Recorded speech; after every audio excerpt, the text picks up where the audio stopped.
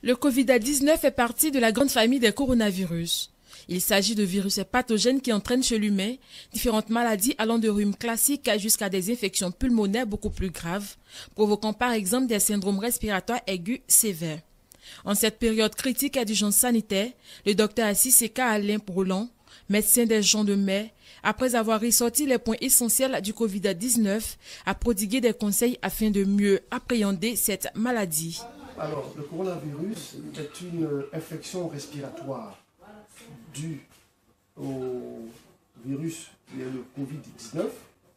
C'est une infection très mortelle, très sévère et qui, n'est-ce pas, affecte l'ensemble du globe terrestre actuel. C'est donc une infection qui est répartie de façon harmonieuse et homogène sur l'ensemble du globe terrestre, sur la Terre.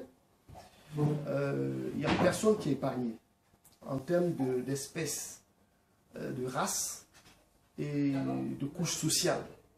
Ça pour dire que c'est une infection qui affecte tout type de personnes sur l'ensemble du globe terrestre. Pour ce qui concerne le mode de transmission, nous allons dire que c'est une maladie qui se contamine par contact direct, donc à travers les spottings, l'émission de fluge, de crachat, qui peut se contaminer également par des surfaces souillées. Donc toute personne en contact avec ce germe, par l'intermédiaire des gouttelettes respiratoires, à travers la toux, à travers l'éternuement, à travers les spottings, comme je l'ai dit, peut s'infecter et également par les surfaces souillées. Concernant les symptômes, nous avons des symptômes dits majeurs et des symptômes mineurs.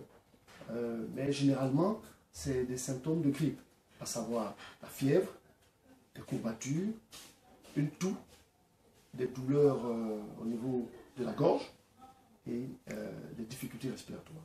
Donc c'est des signes majeurs, ou des signes cardinaux de la maladie. Les moyens de prévention, ce sont donc ces moyens-là qui ont été dictés par le gouvernement, c'est les moyens barrières. Donc déjà, il y a le lavage régulier des mains avec du savon ou du gel hydroalcoolique. C'est également la distanciation sociale, donc éviter tout regroupement de plus de 50 personnes. C'est également le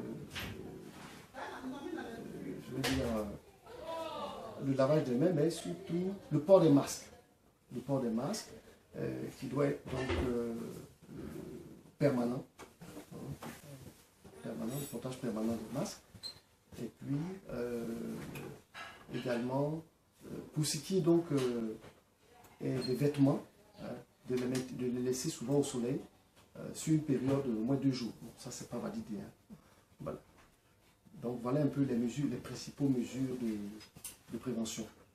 Alors, le virus, c'est un virus qui est d'une grande taille et donc qui n'est pas répandu dans l'espace, n'est pas répandu dans l'air.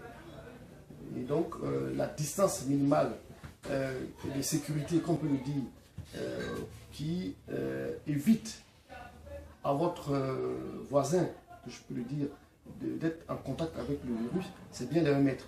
Parce que à travers, comme je l'ai expliqué, le virus est projeté à travers la toux, à travers les postillons, donc les petites salives qu'on émet quand on parle, à travers les éternuements et à travers également le rhume. Et donc, il est conseillé, on avait tantôt dit, pour pouvoir tousser, avant de tousser, il faut mettre la main pour éviter que le postillon puisse se projeter. Donc, les 1 mètre, c'est la distance de sécurité à laquelle votre voisin ne peut être atteint par le virus. Très bien. Alors, pour rompre la chaîne de contamination, ce qui a été conseillé par le gouvernement, c'est d'abord la discipline. La discipline et d'éviter le déni.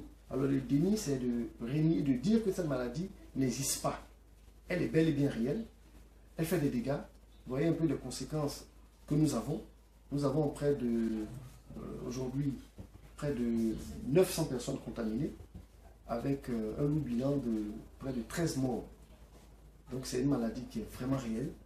Et je voudrais exhorter la population à vraiment écouter les conseils qui ont été donnés par le gouvernement, à savoir le confinement, à savoir la distanciation, à savoir d'avoir toujours des moyens de précaution quand on veut éternuer et quand on veut tousser. Donc c'est vraiment une exhortation à la population en ce qui concerne les mesures barrières qui sont édictées par le gouvernement. Après le docteur Assis, la population s'est prononcée sur les mesures sanitaires prises par le gouvernement, principalement sur le port des masques. Alors, on doit faire très attention, en respectant les normes et aussi exhorter les autres à vouloir se protéger. Comme ça, on aura à éviter le taux de mort, les maladies, et ainsi de suite. On ne pensait pas que ça allait arriver jusqu'à ce niveau et constater dans ce monde, jusqu'à Côte d'Ivoire, dans le beau pays, jusqu'à ce que ça arrive ici, vraiment, c'est que c'est vraiment sérieux. Donc, je voulais ensemble que nous respectons les mesures, tout ce que le gouvernement a pris, respectons ça, lavons nos mains quotidiennement, prenons les cache-nez et je pense bien que, par la grâce de Dieu, cette maladie va s'éloigner du pays. C'est triste, c'est une maladie qui fait peur. Et nos enfants sont à la maison, les activités sont ralenties, on ne sait pas quand est-ce que ça va finir, on a peur. Donc, peut-être avec la grâce de Dieu, on retrouvera une solution. Le respect du protocole sanitaire pourrait sûrement briser la chaîne de transmission.